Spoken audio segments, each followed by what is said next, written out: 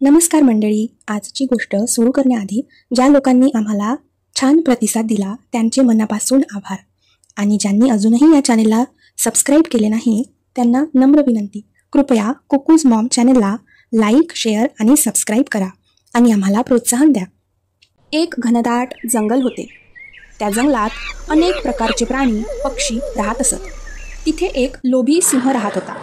तो लोभी सिंह प्राण्यांवर हल्ला करून त्यांना ठार मारत होता. त्यामुळे तेथील सर्व प्राणी मोकळेपणाने फिरू शकत नव्हते. नेहमी सर्व प्राणी घाबरूनच राहत असत.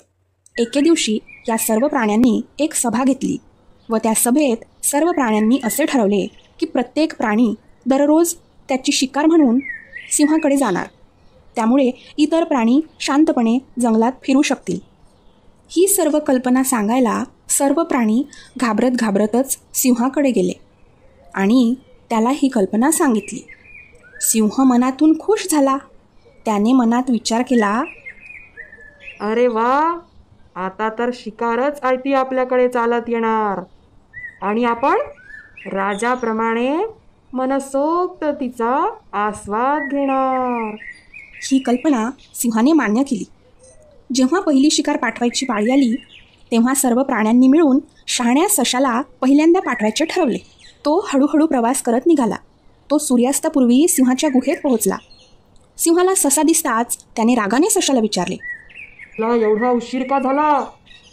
ससा घाबरूनच सिंहाला म्हणाला, माझ्याबरोबर आणखी 2-3 माझे मित्र माझ्यासोबत तुमच्याकडे येत असताना अचानक दुसऱ्या सिंहाने आमच्यावर हल्ला केला. मी पळून जाण्यात यशस्वी झालो आणि इथे आलो. दुसरा सिंह आव्हान देत असल्याचेही सशाने सांगितले. सिंह अत्यंत संतापला व त्याने नवीन सिंहाला भेटायला घेऊन जाण्यास सांगितले. शहाणा ससा सिंहाला एका खोल विहिरीजवळ घेऊन गेला आणि सिंहाला त्याचे स्वतःचेच प्रतिबिंब दाखवले. सिंहाने डरकाळी फोडली. त्याच्या प्रतिबिंबाने सुद्धा तसेच केले. सिंह स्वतःच्याच प्रतिबिंबाला आपला शत्रू मानू लागला. सिंह खूप चिडला. त्याने दुसऱ्या सिंहावर हल्ला करण्यासाठी विहिरीत उडी मारली आणि पाण्यात पडून त्याचा मृत्यू झाला. अशा प्रकारे शहाण्या वृद्ध सशाने स्वतःला व जंगलातील इतर प्राण्यांना वाचवले. तर यातून आपल्याला असा बोध मिळतो की नेहमी समस्यांऐवजी उपायांवर लक्ष केंद्रित केले पाहिजे.